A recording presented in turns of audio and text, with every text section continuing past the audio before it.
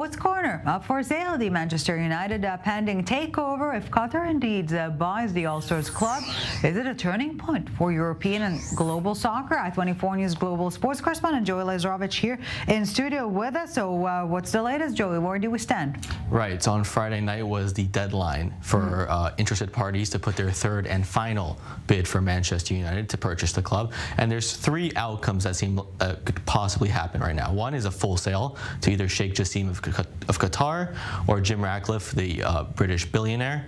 There could be a minority stake sale of the club, and the Glazers stay in power as the majority owners.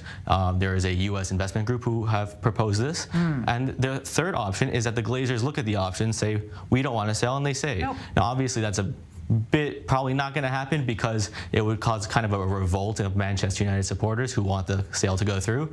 But these are the three options right now. Rain, the U.S. investment and support group that is helping the Glazers with the sale, will take the next 7 to 10 days to look over the offers. And at that point, we expect a preferred option to come forward, and then there'll be exclusive negotiations between those parties and the Glazer family over the purchase of the club. So who do you think is the favorite? Is it all about the highest bidder, or are there other elements taken into consideration? Right. So the two main guys in play right now are Sheikh Jassim of Qatar, which practically is the Qatari government trying to purchase Manchester United, and Jim Ratcliffe. Sheikh Jassim wants to buy 100% of the club. That is the majority share that the Glazers own, as well as the public shares that they would buy out. His bid is about £5 billion, they say.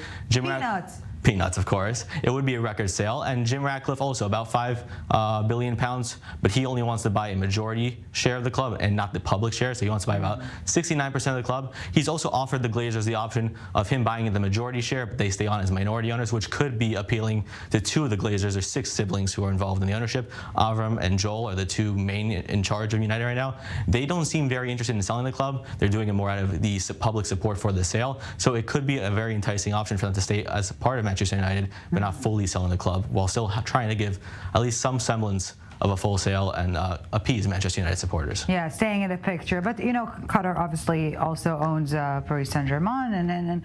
And bottom line, you know, if Qatar buys another titan, the impact on European soccer, not to say global soccer, might be well felt, okay? Yeah, I mean, obviously they own PSG. They've turned PSG from a medium-sized club on the European scale to a global giant that has Messi, Neymar, Mbappe, all these stars have come through the last 2 decades of PSG. But the reporting from France is that if Qatar are successful in their purchase of Manchester United, then they could see the investment from Qatar into PSG dwindle a bit. Maybe not fully, and they still expect PSG to be a global club on the same level with other European giants, but not the cash cow of all this money coming through no matter what the ownership wants to spend. So it'll be very interesting to see. Manchester United will always get a very big boost from Qatar. Manchester United are already one of the top 2-3 biggest clubs on the planet, so they don't need the name recognition. They're already there. Yeah. And for Qatar to own maybe the biggest sporting brand on the continent, and maybe even the globe, depending on, you know, if you're a Real Madrid fan, you're a Barcelona fan, United fan, they argue over it. But it would be a huge boost for Qatar, and it would be unrivaled, really, in the sports world for a nation state to own a club and a team as big as Manchester United. And you know, speaking on the fans, Manchester United fans, who, obviously they don't have a say in the sales, but the sentiment goes where? The sentiment is they want a full sale. Now, that most of them either want Sheikh Jassim or they want the Qataris. Those are the, they want to get it over with. They want it over with.